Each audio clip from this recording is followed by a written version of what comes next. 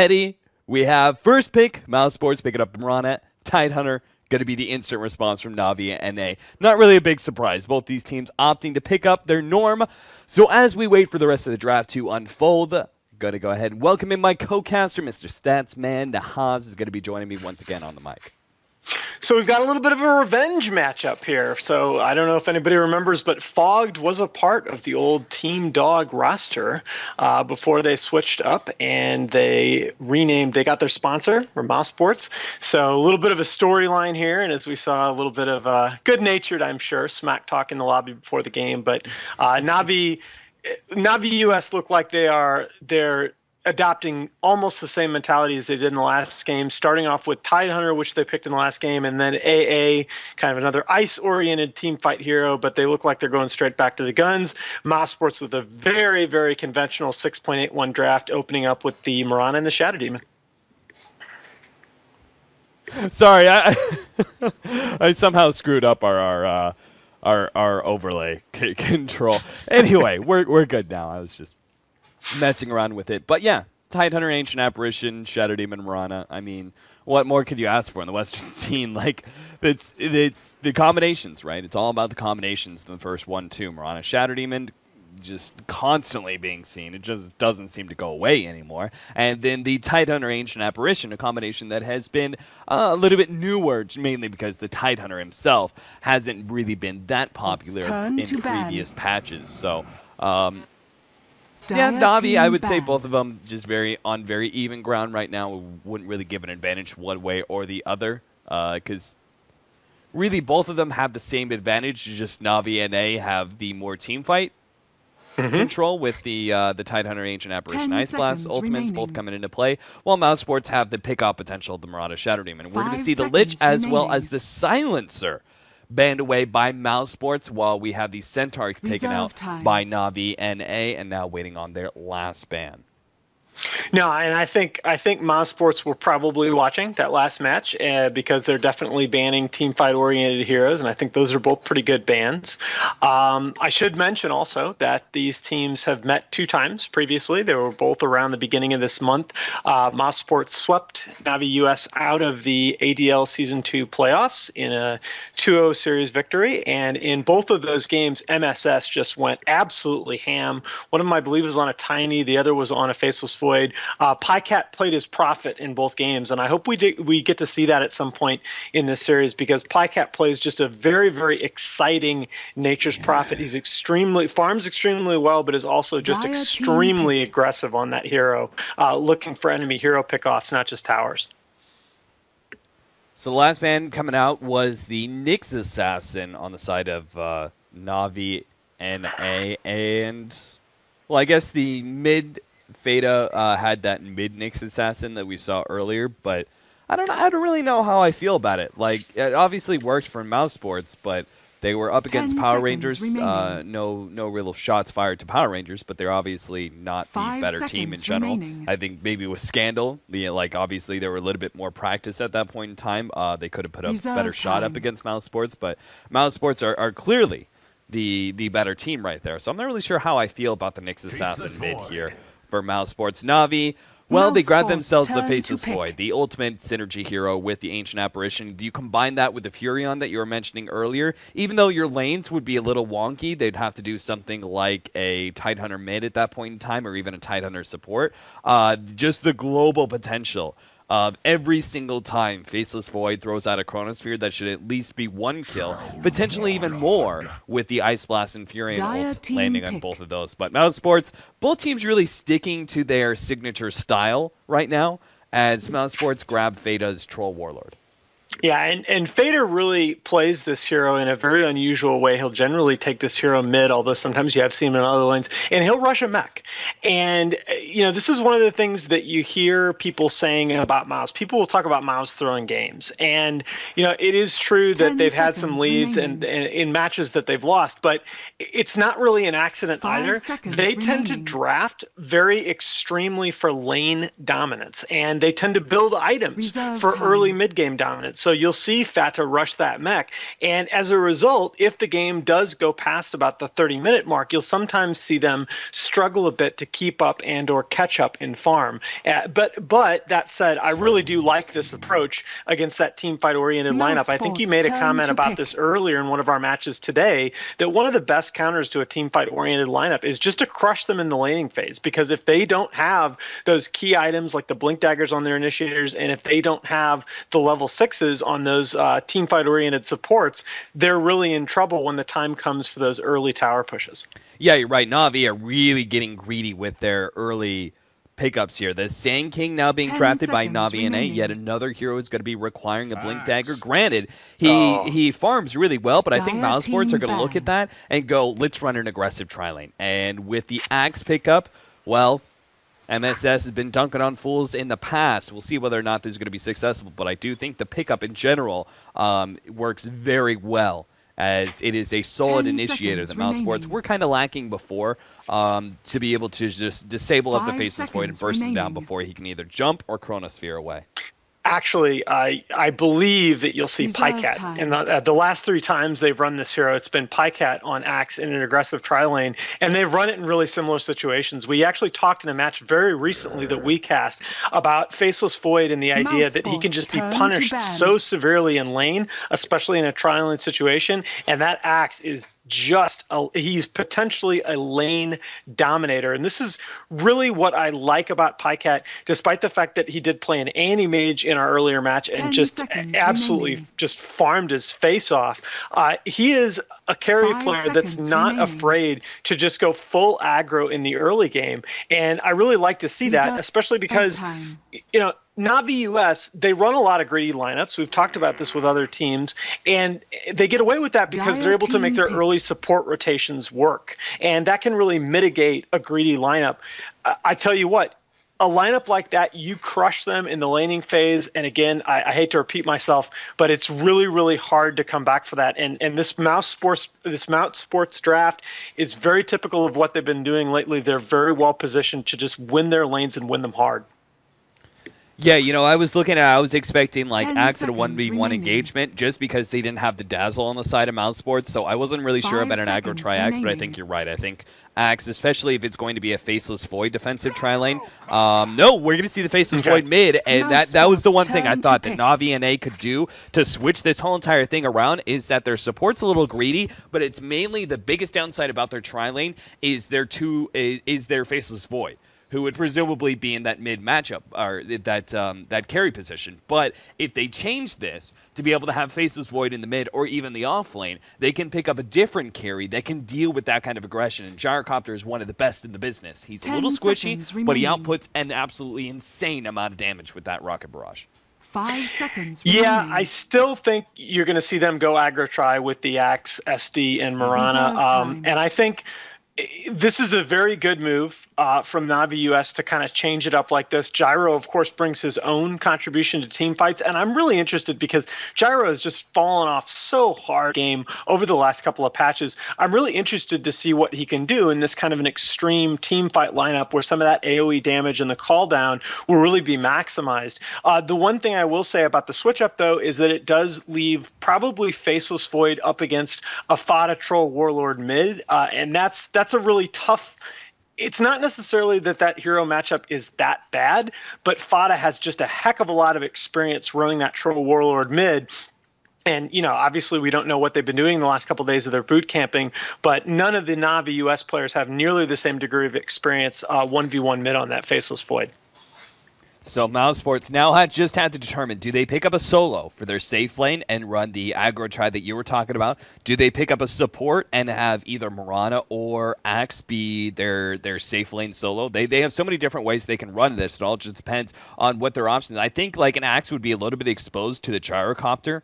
I think that's a little dangerous. So if they wanted to, they could fall back on like a longer, more like a ranged nuking combination with a Shatter Demon Mirana and something. The Wraith King being picked up here, and Pycat is going to be playing that. So they're actually going to be having a core position Wraith King.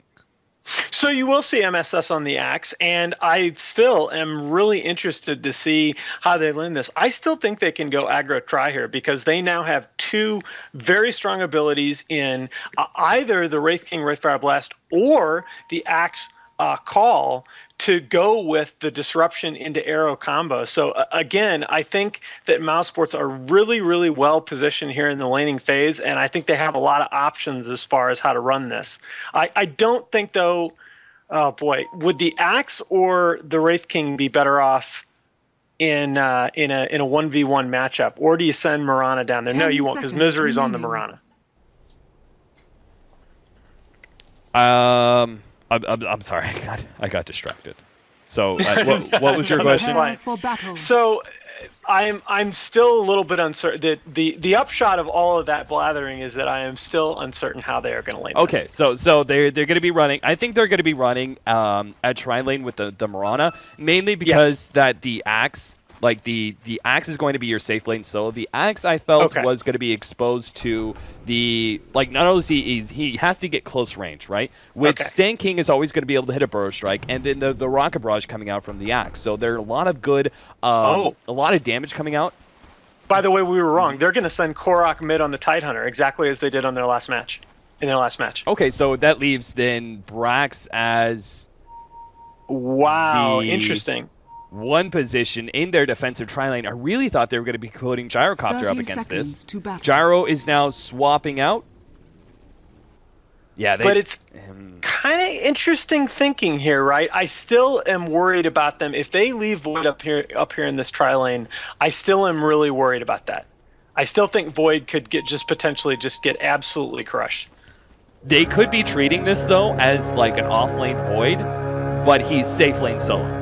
Yeah. That could be the way they're going to treat this and run themselves an aggressive tri-lane that dodges Mousesports aggro try and just utilize it similar to EG, which is the off-lane Void where all he has to do is pick up experience and he's got the utility offered to him by a maxed out Time Walk Chronosphere combination. Really, really fascinating to see what these two teams are both kind of guessing and dodging each other in the laning phase early on here.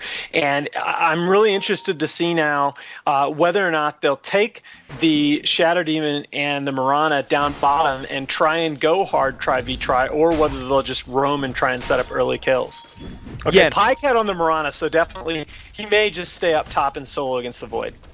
Yeah, and originally when I called the Faceless Void as our mid position, I knew there was a possibility to off lane, but one of the things that kind of made me, shrink away from the mid Faceless Void is that he would be going up against a Troll Warlord. So even if he did have that important farming position, he would still have a hard time getting CS because of that miss percentage chance. Whereas Tidehunter, he spams out Anchor Smash, right? So he's a little bit more assured to get that CS. Misery's going to be making a rotation in, but he's going to run right into 1437, and the trap has been set. The stun's going to come out in second here with the Chilling Touch and Rocket Barrage. They've easily got enough damage to be able to secure that first blood.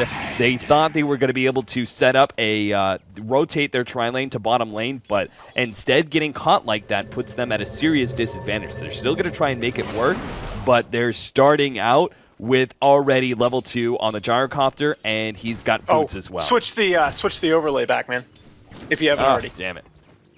My bad. Damn, it's been a while since I've done that. Yeah, we've been casting all day. It happens. That's part of the reason. I got distracted by something, and next thing you know, I missed out on the overlay. Yeah, so that early game, though, was all about Mouse really kind of outthought them. And Na'Vi were a little bit slow to rotate the tri-lanes, and so it was all about just getting caught out 3v2 down there. They're still going to try and make it work, and apparently Na'Vi, well, they've already put the Gyrocopters at the top lane, so apparently they're just going to continue to try and dodge. Oh, beautiful arrow from Pycat there. It snags Fogged, and that will be a return kill. They lost Misery earlier, but at least they get something. As, well, Pycat is going to be able to claim that last hit, so good start off for him in his lane. MSS, meanwhile, is going to be a little bit upset that once again he's dealing with a tri-lane, but fortunately he's already level 3. Oh, but he's not. He can pick When up. is the last time you saw this in a pro match? They've now, how many times they've now switched this top lane on both sides?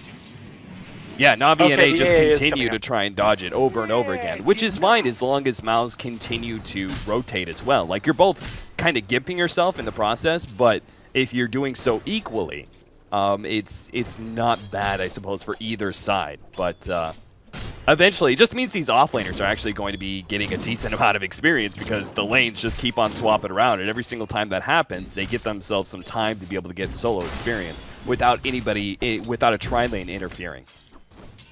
Well, but this is also the situation where such a premium is put on map awareness, right? Because I worry that they just missed this rotation.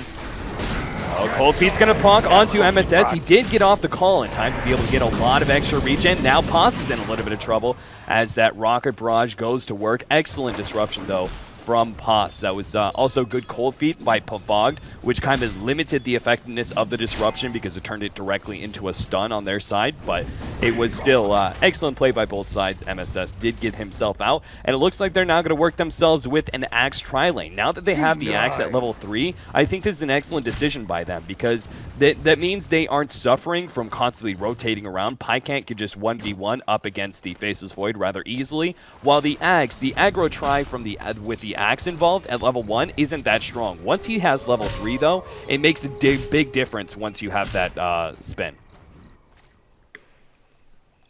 Beta going to be able to pick up the invis, and he might just be able to find the opportunity to get a kill onto Korok sometime soon as he is really low. Korok should be ready for this, and he looks like he's either going to bottle crow or go back to heal. Now he's bottle crowing, that's fine. Yeah, the tri-v-tri matchup is kind of stagnated, although Misery was able to zone pretty well a little while ago, canceling the Wraith Fire Blast, and he's playing really ballsy.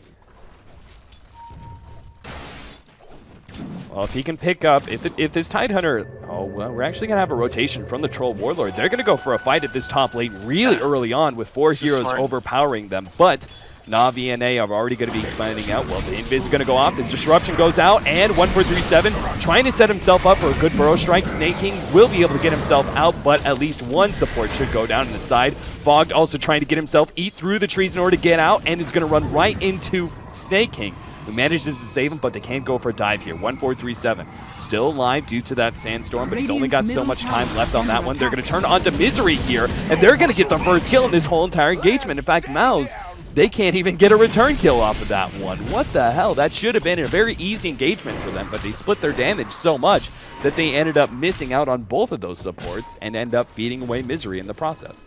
Yeah, they might get another kill here too. Well, Snake King, he just got a little too ballsy there with his Rocket Barrage. He's going to be caught. Now Fada, with his range form, goes in for a couple of right clicks. 1437, not quite enough. Battle Hunger, no! 1437 barely gets out of vision and manages to sneak his way away. Unbelievable. Snake King, that was just a silly play by him to be so far out, knowing that the troll was probably still in lane. Yeah, I actually thought that Troll was. I didn't see. I thought Troll had rotated away as well, which is why I thought Snake King had a chance for the kill there. But yeah, I think when you're in the position that he is right now, discretion is the better part of valor. You are level 5, and that's a lot of XP for a kill at this point on him. I thought up until that point it was a masterfully played engagement by Na'Vi. The 3 of them coordinated so well against 4 heroes from Mouse. They all were low, and they managed to get that kill on Misery. But yeah, the kill on Snake King just completely turns that around. Beautiful play there from Fada, playing very well around the haste rune as well as the anchor smash. So he knew the Ravage was going to come out. One thing he did do is while the Tidehunter was stunned up, he went into melee form, did what damage he could with whirling axes and everything else, but then he backed himself up with range form, make sure he didn't get anchor smashed and lost all of his damage. And then also did a good job not committing to any kill, knowing that a Ravage inside of a tier 1 tower would probably cost him his life. So excellent job by him. Axe is farmed up another 900 gold. We'll see whether or not he opts for a really fast Blink Dagger. The bottom lane we haven't talked about too much because it's sort of a farm fest between the two. Pycat obviously has a rather large lead, sitting at 39 and 18. To be expected, though, as Brax is just kind of content himself with a little bit of CS here and there, and primarily just the full experience from this lane. Yeah, but you do have to worry now because the top lane, relatively even, I guess, although snaking really, that last kill was pretty unnecessary. But Mao's now are winning 2 of their 3 lanes pretty hard. And Tidehunter already, Kurok feeling some urgency, trying to rotate with the Tidehunter should... Allies disappear. Oh, very nicely played. Void doesn't have Chrono yet. Wow, so much time left in the lane, but he's... Why didn't Korok dust? Well, I suppose they couldn't actually get in range of him. Like, if he does, they I'm not even sure if they could get melee hits on him. Oh, okay. I see. So, I don't know. The Faceless Void could have always jumped in, but that would have been... It would have been risky, I guess. Denied. I guess there's no way that they could have known exactly where he is, but Void had a Tango and Korok had Dust. I'm a little bit surprised they didn't try and do something there, but that's okay. At least they don't get anything out of that rotation. That's the big thing. Misery goes down to the top lane. MSS also going to get to... Well, no, he gets the dunk, and he's now making his way away with that extra movement speed. Snake King, he has no flat cannon shot, so he can't even hit the neutrals and hope for a couple of right clicks there. MSS will teleport himself out in time and managed to get away, all because of that disruption at the last second by Pos onto the gyrocopter. Actually makes what should have been a pretty terrible fight for them an even engagement. Is it the shoes? What a move by MSS. Yeah, he and Pycat are really both so much fun to watch on this hero. Mid lane, we have Faded diving in a little bit deep up against the Ancient Apparition. He forced out a teleport, and that's all he's going to take out of that one. Easily has the extra movement speed to stay ahead of the Sand King, so we obviously won't be in any real danger. And overall, I have to say, you know, I think Na'Vi and A are vastly suffering from this laning phase because the dynamicism of these lanes, like everything moving around and changing, is kind of hurting the golden experience on both sides, and that means that we won't have those really fast blink daggers. So Tidehunter is massively far behind the blink daggers. Sand King is nowhere even close, 9.5 minutes in. So this whole entire laning phase is playing out very well for Mouse. Oh, he misses the dunk, but they get the kill anyway.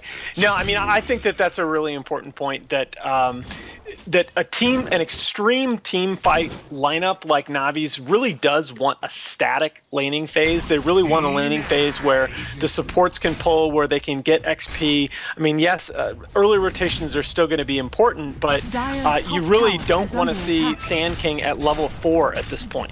Dire's structures are fortified. Looks like MSS is going to be grabbing himself a Vanguard. About 11 minutes in, not bad timing whatsoever for a Vanguard, and will make him just sort of invulnerable to any of the right clicks. It means like Faces Void, like when he chronos you in, he's not going to be doing much. The Gyrocopter doesn't do an amazing amount of physical damage with his right clicks early on, so this Vanguard, I think, is going to be pretty damn effective and allow them to be able to dive very aggressively up against Na'Vi NA, because they have nothing to punish them until they have their like level 7, where they have like maxed out Burrow Strike as well as the Epicenter, where they have the Ice Blast for the Ancient Apparition. Until those abilities are up, there's just no damage coming out from Na'Vi NA. Yeah, I think this is actually one of the few games where I will really strongly agree with Vanguard first. I mean, it's not a terrible choice, but generally I'd rather see the Blink. But the big deal here is that with so many AoE teamfight abilities on Na'Vi, it's just so scary to blink in with that just perfect vision. And I think that Vanguard is great in terms of utility here, because as long as Axe is positioned well in the front lines, yeah, I mean, he can soak up a few of those big teamfight abilities for his teammates. Looks like we had a rotation into the bottom lane. Na'Vi NA maybe opting to try and get a pickoff onto the Mirana with both of their ultimates, but unfortunately for them, Pycat has already rotated into the mid lane, and Moonlight Shadow's going to go off, so they're going to try and invade into the enemy jungle, see if they can find maybe Snake King or even the Sand King farming up, but they've already backed themselves away, and it doesn't look like they will find the opportunity for that pickoff. Yeah, very nice map awareness there. Tower is under attack. The minute I say that, no. Well, in exchange, they're going to be taking a lot of Tier 1 tower damage here at this bottom lane. They may even lose it without teleports here. First, Pycat's going to teleport in into the Tier 2, start making his way over, and try and set up his team for more teleports of their own. Wraith King is going to be the first.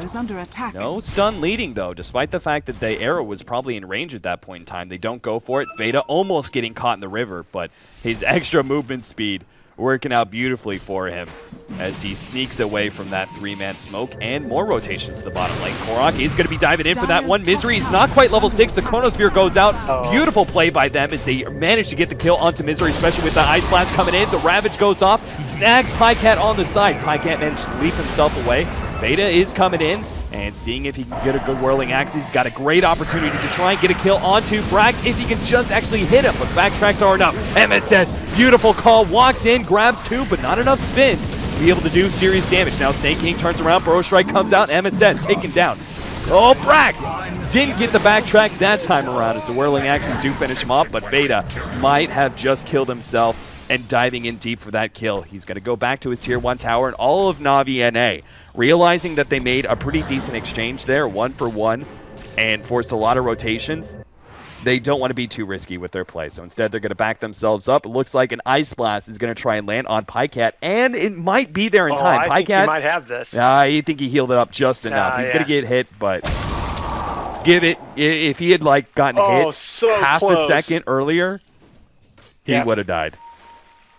I'm still going to watch him. Nope, just barely. Now, it's interesting because generally when we talk about team fight lineups in games like these, you really talk about like the 5-man pushes and the big old death balls with the wombo combos. But even there with just the Faceless Void and the Tidehunter, you saw the Wraith King and the Mirana, which is ordinarily just a really scary combination. The Wraith Fire Blast into the arrow. Oh God, 1437 barely getting off this epicenter there and kept himself alive. 13 health. Wow, what a player.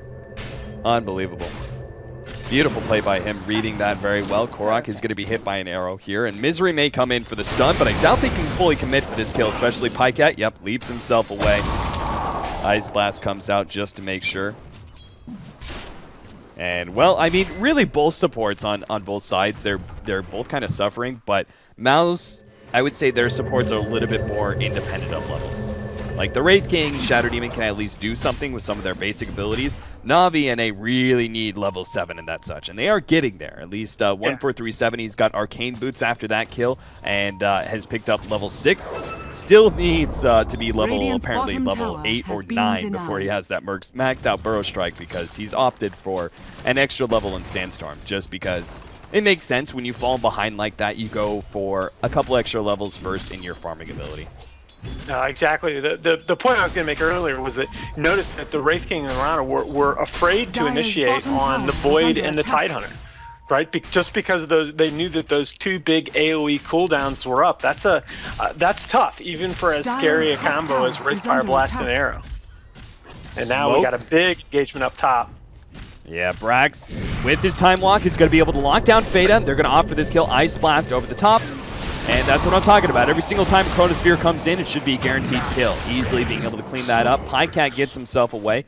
They did commit a lot, though, just to kill Fada. That was a bunch of ultimates, as well as 5 heroes rotating top. It's fine for Na'Vi NA as long as they actually successfully get this tier 1 tower. All Mousesports, I think, can do off of that one is just try and trade.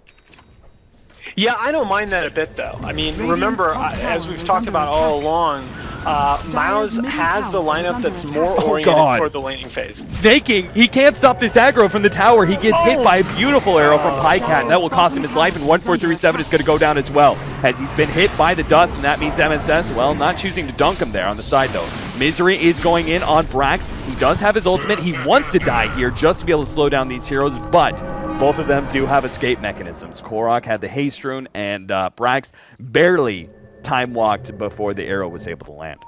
Well, I'm glad you were. That's a pretty bad error. I mean, I'm glad you were looking for that, because this is just something that you don't generally see in matches at this level. A player being unable to shed tower aggro. But I mean, it does happen. There's a limit. There is, when you click on a creep to reset the tower aggro, there is actually a cooldown period on that. So it's possible that was just a little bit of miscoordination. But boy, that just really shouldn't happen. And again, these kills on Gyrocopter are just so huge.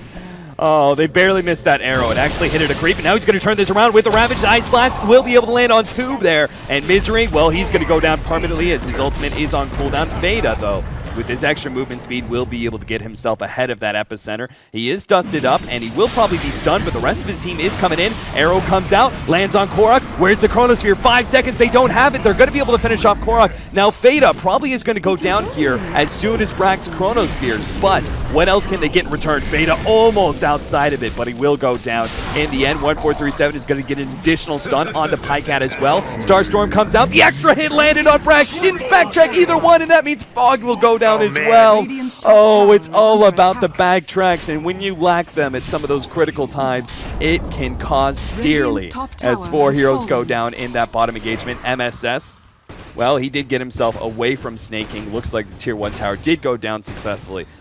So Snake King will be able to grab a BKB in a short amount of time. But yeah, very close call there in that bottom engagement. Radiant's But top Navi tower is and A under walking attack. away. Little worse for wear.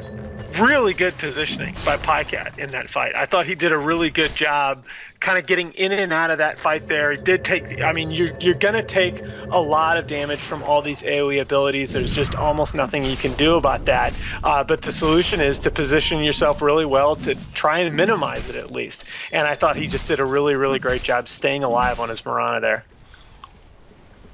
Well, looks like Tidehunter, Korok opted to get himself some stat items first before he goes in for the Blink Dagger, and that's going to lead into a mech. I think that's sort of a natural progression, stats into a mech like this, making yourself a big tanky beast. I kind of like this as a core Tidehunter, but I also feel like it's one of those... like you're building this because you've been shut down. If maybe you had a little bit faster, you could have grabbed a real quick, gone all in for the mech, and then directly into the Blink Dagger. Dire's But middle instead, tower is he's under had to go attack. into a lot of smaller stat items, such as the Magic Wand and Drums of Endurance. So I do like the build, but I feel like it's certainly a build that you play when you have a Dire's rough middle lane. tower is under attack. I may be nitpicking a little bit, but I actually, my perspective is similar, but a little bit different. I would like this a lot more if Sand King weren't so far behind. If Sand King were closer to his blink, and I guess he's only 400 away, so that's not too bad. I would like Tidehunter going for the early mech, but I think you really need, you know, by 20 minutes on this team, you have to need at least one blink. What a gank. That was a beautiful setup by both nice. Misery and MSS. The Burrow Strike forward was a perfect bait there. The moment the Burrow Strike was thrown out, they instantly gank. Brax just went for a one-man smoke, by the way.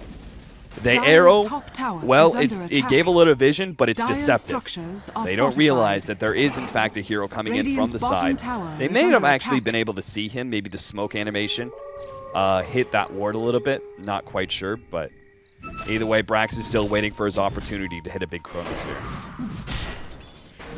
Yeah, but I don't. Yeah, he's gonna get out of there. He can't do anything without his teammates in position. Dire's top Blink tower Dagger is up under for attack. the axe, and now they've got the initiation that they're really looking for. Before, their initiation was essentially the Shadow Demon. Right, the Shadow Demon that's- into the arrow. Now Yes. the Blink But is up that's so scary. much more. That's so scary for Dire's middle Na'Vi tower is that under attack. Mouse has their first Blink Dagger up before you do. Right. And you had your Tide mid, and that's the disadvantage Dire's of the middle build tower has choice that we were fallen. talking about before. Another arrow comes out from Pycat, almost hitting Fogged as well as Snake King. Both of them barely managed to dodge it. Meanwhile, top lane, well, Brax is going one-on-one up against MSS. The Ravage in from the side. The Chronosphere is going to be able to catch too, and with the Ice Blast over the top, that should be at least the kill onto MSS as he's slow enough to be able to finish off. Misery, well, he's going to go down as well. That's going to be a reincarnation coming back up, and he will fall a second time here as there is nobody able to respond in time. They are going to be able to spend this time like aggressively pushing out the mid lane and also farming bottom, but it goes to show those conjunction of ultimates, man. It pretty much guarantees anybody caught in the Chronosphere is done for. Gyro ultimate, Ice Blast, even an Epicenter can come in over the top. There's so many things this Chronosphere is set up. Oh yeah, and that's just disastrous for Mouse. I mean, any advantage they had from Axe getting both his Vanguard and Blink Dagger up before 20 minutes is now basically gone Dire's because Sand bottom King just got tower his is up. under It's attack. all Oh because- no! Pycats! Snake King is like a magnet for these arrows. Earlier it was the tier 1 tower where he ended up dying from the aggro while he was stunned. This time around it's caught inside of the jungle thanks to this, well, not that ward actually, it's this ward. This aggressive ward being placed by Mousesports ended up catching out, and Fogged immediately counter wards it because he knows what's happening, but that was still that's well just worth such that a dangerous cost. point in your jungle is Dire. You've just got to be aware for that. The place that Snake King got hit by that arrow, you have almost no warning if the arrow is thrown from almost any direction, right? Yeah, I guess you you're might not in be the expecting it valley, to come as from I like to behind put you. it. Yeah. Yep. Well, Brax, he got hit by an arrow even during Mask of Madness timing, but they still couldn't really commit for the kill, and they just backed themselves up. and go for farming more. Now, both these lineups are very mid-game oriented, but I feel like Mousesports, their best time is going to be like the 30-minute mark, where Na'Vi can go into the late game. I feel a bit better, but it's kind of questionable, right? It's all about the gold advantage and whether or not Faceless Void can actually make a good run at being that offlaner turned into a carry, or if the Mirana and the Troll Warlord are going to be able to outcarry the Gyrocopter because the Faceless Void is so far behind. No, I think when a lot of people talk about advantages or lack thereof going into the late game in particular matches, they talk too much about heroes and too little about the situation that they're in. Because, yeah, in theory, a Faceless Void and a Gyro are scarier going into the late game, but this Troll and this Mirana are just so much more farmed, and you know, Gyro has some decent comeback mechanics, but Void really doesn't. Void has a tough time coming back in farm in a match at this level. Yeah, they're gonna need to basically push this match to like past 60 minutes if they want this Faceless Void to get back into the game. They just have to draw it out if they want the Faceless Void to turn into that carry. Because you're right, there's no like, oh, we just leave him alone for 15 minutes and he'll be good. Like he won't be able to farm up as fast as many other offlaners who try and make that. For example, I would say Mirana even has better farming potential than a Faceless Void. So when you see like the Mirana as a support who makes that transition into a semi-carry, it's a little bit more viable. The Faceless Void, well, he's primarily just a utility hero for now. No, I mean, Mirana, she certainly has serious mana problems early on in the game, potentially, but if she can get to the level and get a couple items up to the point where she's able to spam that Starstorm, she's not a bad farmer. Yeah.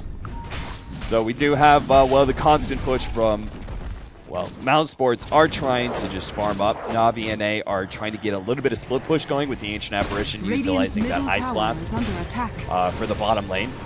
And they're going to try and take this opportunity to go, oh no, another arrow lands on Brax, and it's a beautiful one too. It lands for a couple of seconds there, enough to be able to finish him off. Now Snaking pops his BKB, fighting up against a couple of heroes at the same time, Fada as well as Pycat. Right-clicking onto Snaking, who's going to go down soon. Epicenter comes in from the side. Instant bash, though, from Fada. We'll put a spoiler in that one, as 1437 now has to blink himself away ahead of Pycat with the arrow. Well, it's going to come out. 1437 does dodge it, hopefully.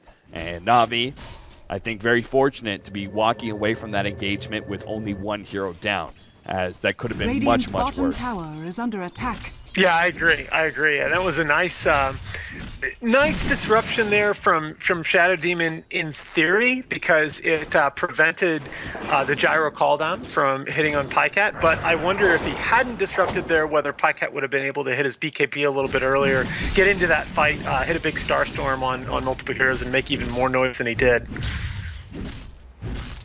Beta, well, he's got a BKB of his own now. So double BKBs up, I think Mouths have just kind of hit their stride. Yeah, I despite the score is relatively close, although I guess the gold is really starting to shoot up in Mouse's favor, but the BKB timing is definitely the story here. The Troll and Mirana are just so far ahead of the Void and the Gyrocopter right now, and those BKBs just nullify so much of what Na'Vi's going to try to do with their teamfight abilities. I mean, even Axe is walking around with 1600 HP here and probably building into a Blade Mill next. And so it's debatable how effective your team fight abilities are going to be on him. So you really, in this game, I think Na'Vi are in a great deal of trouble. Yeah, absolutely, man. They just, like Mousesports, every single time I click to look at them, they're farming up multiple parts of the map, while Na'Vi, it seems like, while they're farming right now, have spent a lot more time being grouped up, and that's where that advantage grows. Like you said, the scoreboard is even, yet the gold is going massively in the favor of Mouse. There's a reason for that. They're farming more efficiently, and getting better pickoffs. As Korok is going to be gone on here, he may be forced into a Ravage, which is the worst possible thing, but it will keep him alive. Mech is going to go out. Oh, here comes the Ravage. Justin 1437 comes in with a double burrow strike. Ice Blast over the top, and they'll both fall. Na'Vi baiting that one out beautifully there, as, well, Mouse, they just got a little too over-aggressive. Now almost getting picked off there. Excellent stop animation there from Brax, though.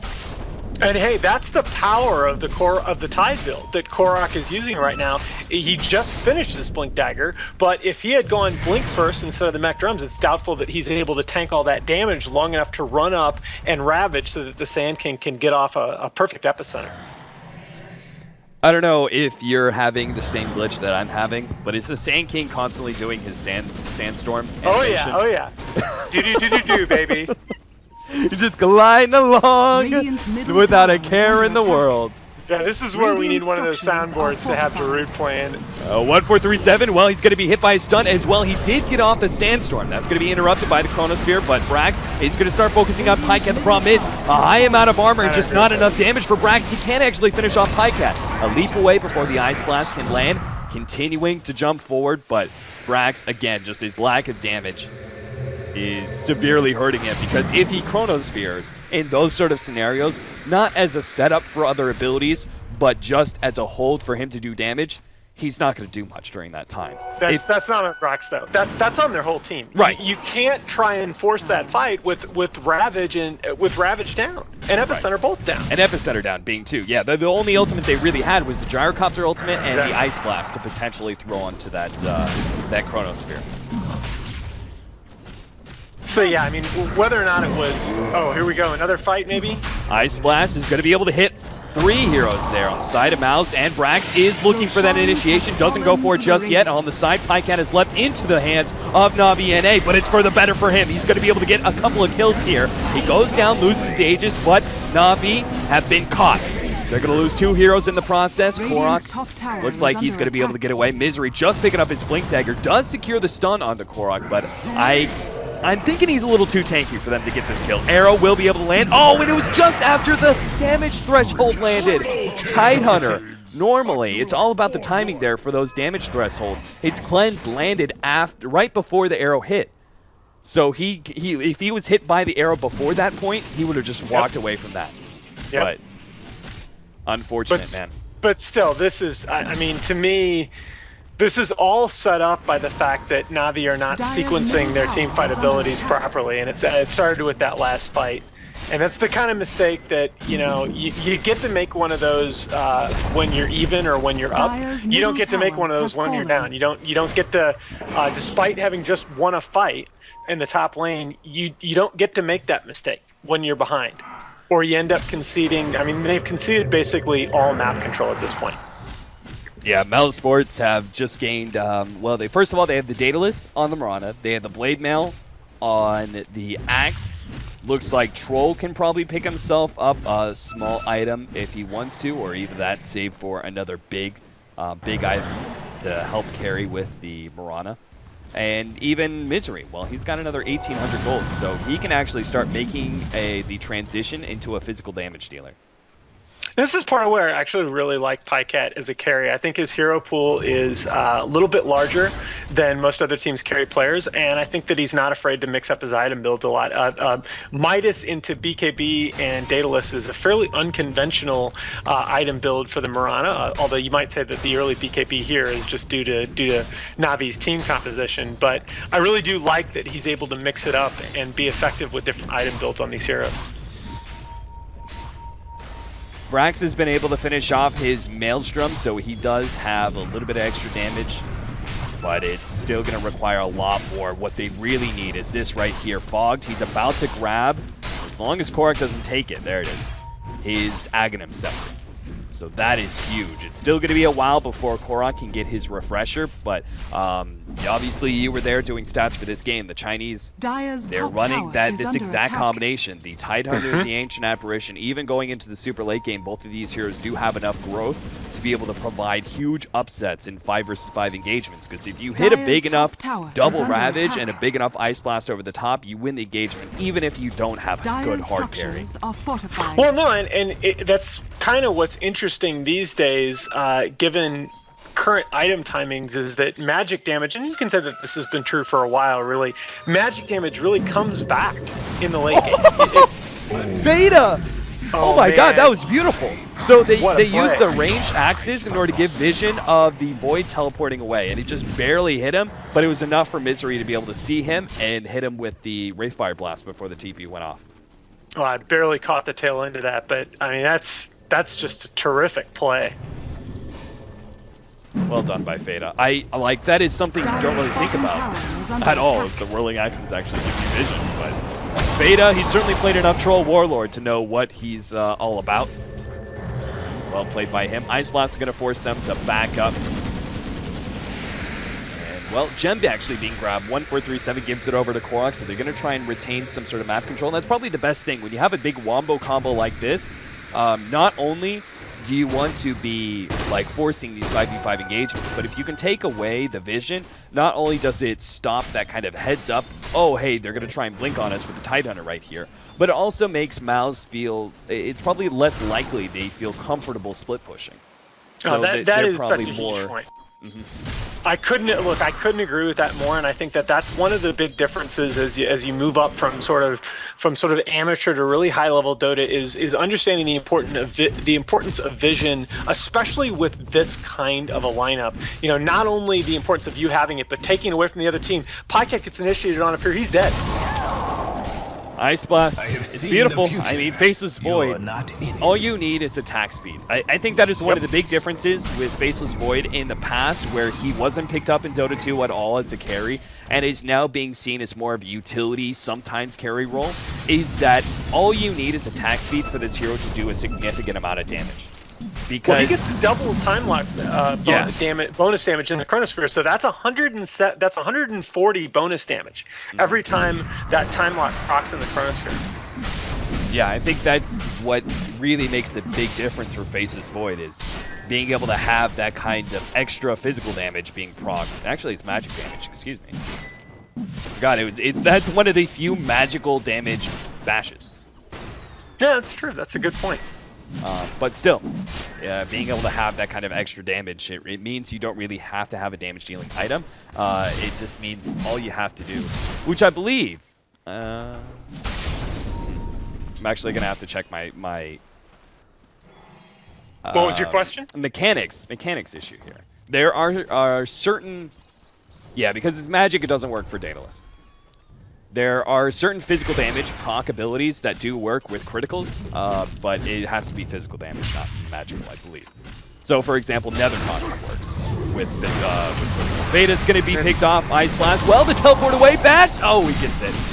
I mean, considering the fact he was going to get like 6 hits in the process, a bash shouldn't really be that surprising.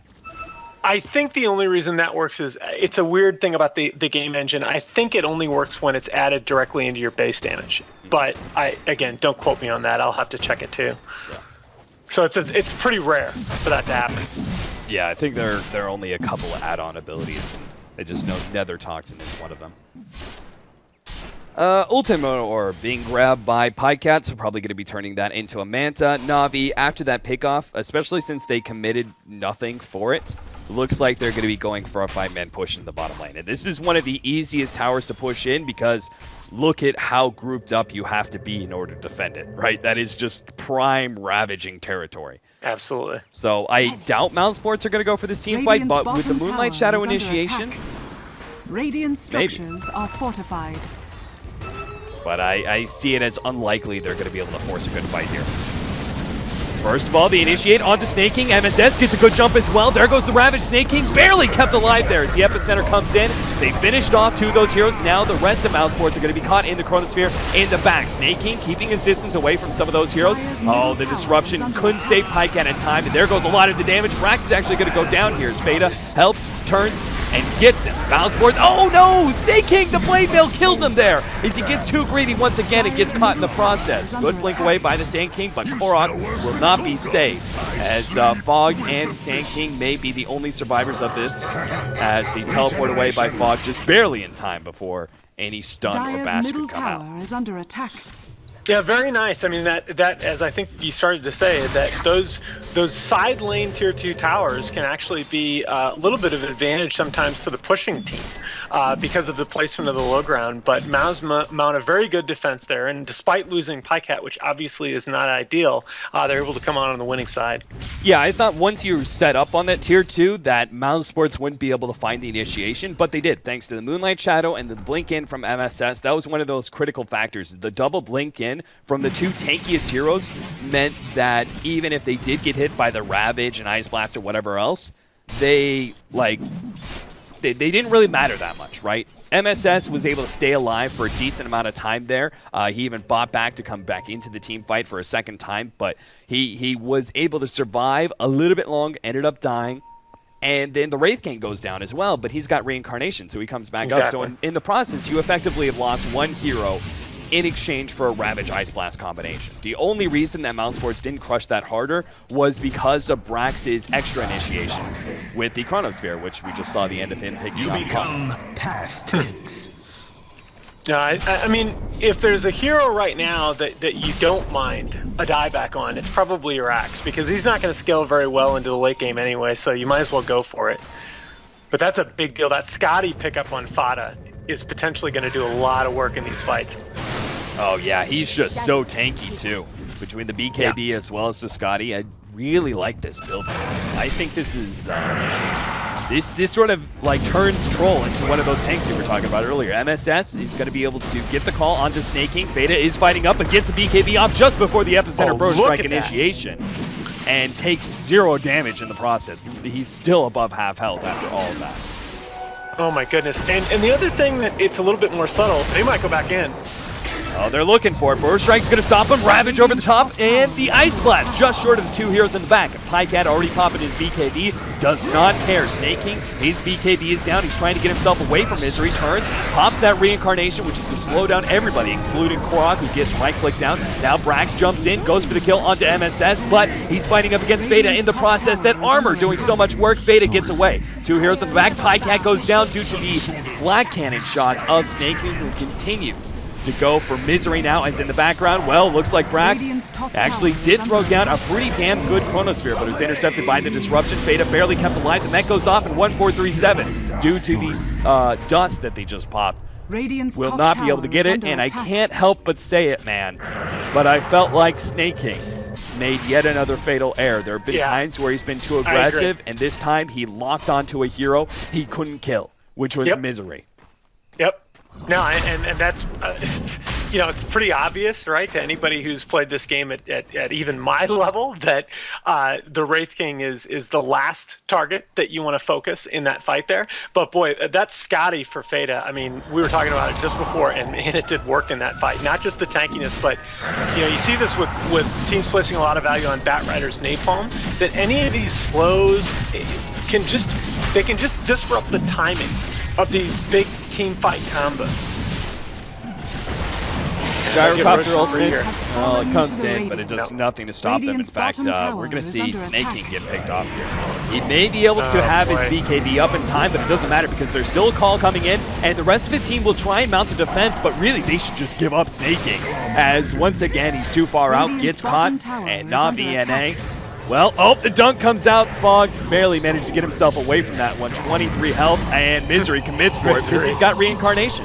He has so many levels. He's already level 18. He's got that level 3 ultimate. He's going to return some damage with the Blade Mail, and with his second life, his team will be able to respond. Chronosphere actually goes down. He's going to lock onto MSS of all heroes, but Brax is still able to get the kill. He made sure there was no counter initiation there from MSS, and despite the fact you may not always want to go on the Axe as your first target, I think that was a brilliant heads-up play from Brax. Well, I mean, I'd go on the Axe before I went on the Wraith King, right? Because the Axe right now is the Axe falls off a lot harder, and he's less tanky at this point. Shatter Demon, he's got a 4-staff, but he was looking a 4-staff over the cliff there, but could not quite get it. Smash comes out in time for Faceless Void. Brax is doing a great job making some recovery here. I keep trying not to flame Snaking as much as possible, but I think Brax is doing a great job basically kind of taking over the carry position. If, like, considering how far behind he was, the fact he's got a Mask of Madness and a Mjolnir, he is in position. Now he just needs one more damage dealing item, and I think he's good. In fact, I would actually angle for maybe a BKB at this point. No, I mean, look, I like Snake a lot, and I've done a number of games where he's been casting, and I think his game knowledge is very underrated. But I don't think that he would have a problem with us saying that he's made some serious misplays this game. I think he knows it. Brax is going to be stunned up, but he doesn't really care. He's on the front lines with that static charge. We had the stun on the side, 1437, going for Plycat. MSS missing the initiation onto Sand King there. Meanwhile, Snake King is going to be forced into a BKB. Up against Veda, slowed down by that Scotty, doing a lot of work on the side though. Brax looking for another initiation there, not popping the Chronosphere just yet. Arrow doesn't land, and that's a Chronosphere purely just to escape, but MSS does find him on his way outside of the Chronosphere. Brax can't quite get above. He tried to time walk over the cliff, but couldn't quite make it. 2 heroes go down on the side of Na'Vi, and that was actually, well, not a buyback for Faces. Did he buy back like a really long time ago or something? That is incredibly long death timer. Oh, yeah, I think it was quite a while ago, though. Yeah, has he just not died in a really long time? There are some things about that change that I really liked. I think it prevents the game from becoming endless, although we've still had incredibly long games. But there are some things, I think there ought to be like a statute of limitations on it. Yeah, it's hard to tell, because he is level 21, so that was like an 80-second death timer. Oh, yeah. I can't do the math in my head. Well, mid-ranks are going to go down no matter what because Faceless Void, even if he did buy back a long time ago, he doesn't have a buyback now, and that's because of gold reasons. And, well, MSS looks like he found 1437 there, who tried to go for some form of initiation there. I didn't actually see it, but didn't really expect Na'Vi and A to try and mount any sort of response. I thought they were just going to give up the racks and wait for the Faceless Void to come back in. Yeah, I mean, this game has the feel of kind of a foregone conclusion. Now, I thought Na'Vi and 8 did a really good job of sort of holding steady there for a while in from about 30 to 40 minutes. I thought they traded blows really well despite being down by a substantial amount of gold. But I think losing that engagement on the Radiant side mid really kind of, it's going to be very, very hard for them to mount a comeback now. Yeah, especially with the Wraith King, who we talked about, all the time about Brax's transition from off lane to a carry. And Misery is making the transition from a support to a carry. He's got Blade Mail and Assault Cuirass, so obviously he's still the frontline hero. He isn't really doing that much amazing physical damage, but he still has a significant impact into these team fights solely because of that aura, but obviously for many other reasons, just that. Tier 2 is going to be denied at the top lane. We do have the double Ravage up for Korok, so I think this is going to be one of the first times that is revealed.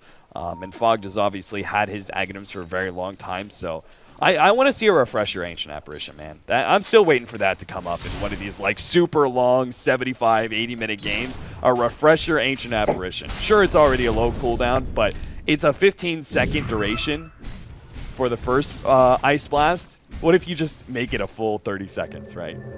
Yeah, it's actually one of my favorite ways to stick it to people in pubs is get that refresher and double ulti somebody in the fountain. Because they'll eat one ulti and they'll kind of sit there like, all right, fine, you got me, and then they don't expect the second one. But anyway, that aside, yeah, I think this is going to be the death push for Mouse here. Boy, that troll attack speed, man, oh man. Look at that tier 3. I'm waiting to see where, well, they're kind of baiting it right now. You can see the spread of Mouse. They're keeping there's never more than one hero that's going to be caught in a Ravage or a Chronosphere already. And hero's been Misery. Veda was able to pop his BKB in time. Second Ravage. Gonna go off soon. Another Chronosphere. Well, Chronosphere comes out and it only grabs the Wraith King once again. Now 1437 has actually gotten off his epicenter on the side, but MSS was able to stop any sort of initiation there. Even if it did cost his life, it saved some of his allies in the process. Snake King having a hard time dealing as Pycat's right-click damage is so much more than Snake King's at this point in time and will win that man fight. And it looks like Na'Vi, they're about to give up the first game in this best of 3. Yeah, I thought they did a pretty good job there. And even with Fata's BKB still being at 8 seconds Radiant's before bottom that tower fight. is under attack. Ty got in there with the first Ravage, forced out that BKB, and was fairly patient, and really kind of chased him around. And the Mirana wasn't really able to come in and clean up as you might expect her to be able to do with this kind of farm lead. But yeah, I mean, this is one of those situations where you're hemmed back, despite the fact that you did manage to protect the top melee racks. You're hemmed back into your base, and it's just going to be, other than some kind of all-in situation, it's going to be really difficult for Na'Vi to get much done at this point. I mean, how are they going to push lanes? Yeah, one fortunate thing is it's late enough into the game that with everybody going down on the side of Mousesports, they probably will still have that double Ravage. They unless Mouse immediately 5-man down mid and force the fight as soon as possible, chances are double Ravage will be up for them. Okay, by the way, this is one of my big, not huge, but it's one of my little pet peeves, is that Sand King does not have a point in Caustic Finale. And Caustic Finale, if you are down, is a really, really great ability. It's one of the only abilities in the game that can actually help you stand up to Mega Creeps for a couple of minutes. And the fact that he has no points in that ability right now is irritating to me. Ethereal Blade being picked up by the Shadow Demon. Jesus. Talk about... Now he has not only just Disruption, but also the Ethereal Blade to be able to save. Bog is going to be picked off, and that is a huge loss for Na'Vi NA in the next team fight. If Brax goes down as well, Chronosphere goes off, and does he have the teleport? Oh god, Battle Hunger. It's going to kill him. Battle Hunger kill at 48.5 minutes in. You don't see that very often. No, you don't. This is where the item advantage of Mouse is kind of coming to fruition here. And they're just too tanky. Yeah, Mousesports just prepared to 5-man down bottom, excuse me. And nothing should stop them, especially with Brax being down for another 50 seconds. They absolutely can take every set of racks on the side of Na'Vi NA before he's back up. So we've only seen 3 E-Blades on Shadow Demon before this game. Oh man, how many times do you see that guy actually farm up? 3-man Ravage here from Korok. He's going to be able to get a secondary one, but BKB was activated by Theta. Ice Blast came in, but it only does so much. The Wraith King comes back with his secondary life. The Mirana, who didn't get caught in the first or second Ravage, I believe. I'm a little bit surprised they backed there. I guess they think Roche is gonna be up very soon. But both Ravages were down. The only one they lost was Axe. I guess the Void's gonna be back in 10 seconds, but still, I thought they could have done something there. Yeah, I think if they force it, I think they just know that the next Chronosphere will include an Ice Blast, so maybe it's just a little too much risk. Okay, no, but I do agree, they probably could have forced it while Brax was down. Risk is the key word. They have enough of a farm advantage in this game that there's just no need for them to take a chance. And that's, you were talking about this earlier, but that's what I think the top Chinese teams, DK and Newbie in particular, I think the fact that they're Chinese is less significant than just the fact that they're really awesome. DK and Newbie in particular, that's what they do so well. They have a very, very good awareness of risk, and they don't feel pressure to take fights, especially when they have a lead, where they don't feel like they have a big enough advantage. So it's like what you hear people talk about in betting, that that serious gamblers, they don't bet unless they feel like they have an advantage. Well, DK and Newbie, I feel like they're just so good at calculating risks, and they're willing to back away from engagements like that if they don't feel like their advantage is big enough. Well, now we're going to have... Fans may not like to see that, but that's what wins games. Sorry, dude. Yeah, no worries. We got Axe, who just picked up a BKB. So now when he initiates, he doesn't have to worry about the Ravage either. Obviously, an Axe is one of the less heroes ruined by a Ravage, but it does enough probably to stop him from being able to get that culling blade kill, which obviously makes a big difference for some of his allies. Every single buyback is down except for Theta's right now, whether it's due to gold concerns or time. And, well, looks like we're going to see a smoke up. If Mouse find that single pick up, even if it is on something small like a Sand King. I say small, but a Sand King or an Ancient Apparition are both, like, huge contributions to this team fight combo. So if they lose anybody here, it's going to be bad. Navi and A, Mass Blinks come out. Fog managed to juke away from that one. Force staff down the cliff. Now Pycat's going to be gone on. Good disruption there from Paz. Going to be able to save Pycat a lot of grief. Now that BKB is going to be activated, Brax is going to go down in the process. It looks like communication just wasn't there with the team as he initiated, but the rest of the team was not ready for the follow-up. Yeah. I think you nailed that one. And Pycat has his Satanic now, so he's not seriously worried about running around here at 2/3, 50% health. Epicenter's going to go off. Ravage was able to go on to Fada, but beautiful disruption from Potts. Once again, will be able to save an ally. And now Fada comes back and he looks pissed. Going through hero after hero. Ethereal Blade will be able to save, or at least Ghost Scepter saves the Sand King. But everybody else will die in the process. Navi and A get demolished in the last team fight. It's Mouse taking the first game in this best of 3.